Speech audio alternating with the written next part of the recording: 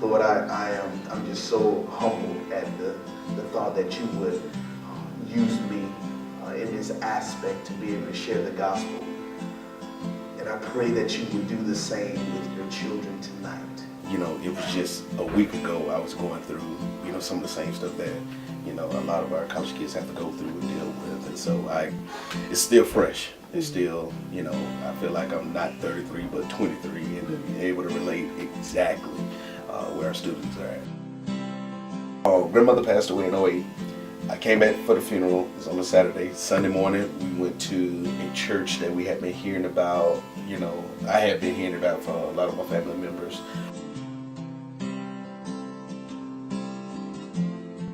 I was able to have a meeting with Pastor Lambert on that Monday afternoon. And when we met, it was just like, you know, it was a joint connection. He was like, man, from that moment, he knew that we were supposed to serve together.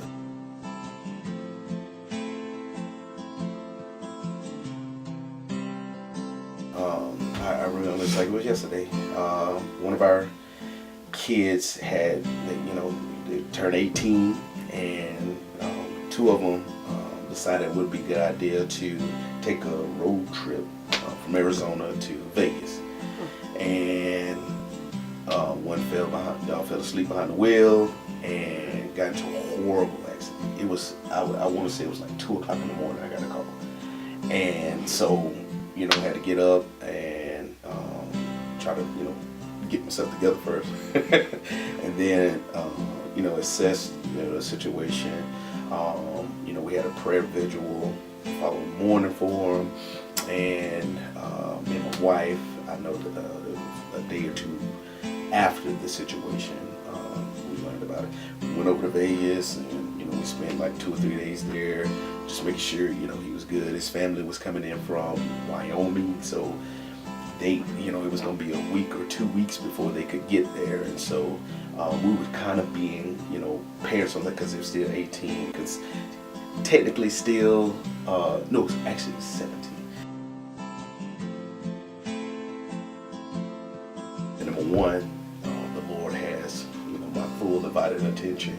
First thing in the morning to last thing at night. Second, my family, man. I gotta make sure that, you know, I always have time for them.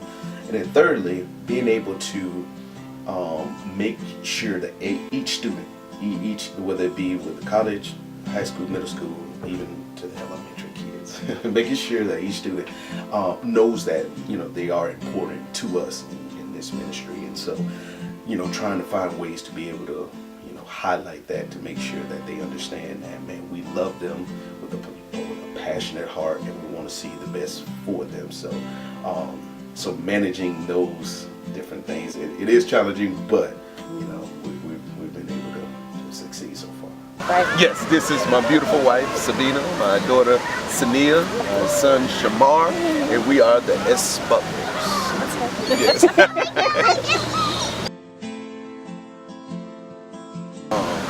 First of all, as a husband, I got a helpmate, and she helps me stay grounded. She helps me stay in line, and she always reminds me that this is my first ministry, and she's understanding and knowing that it's not like I'm putting the ministry before them, but that I have to take care of that aspect of life as well. But that this is my #1 priority, this ministry right here.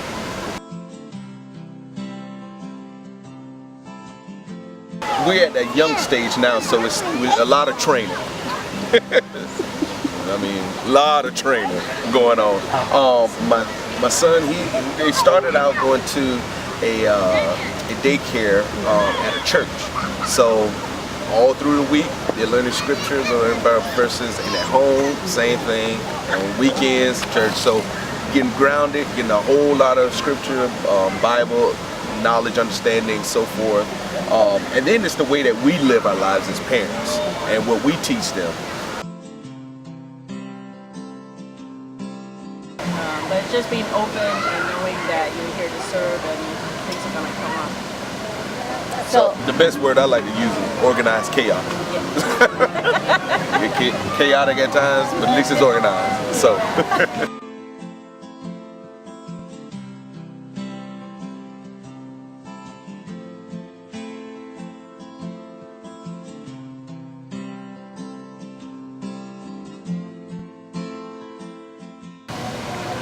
support each other. So yeah, I never thought myself as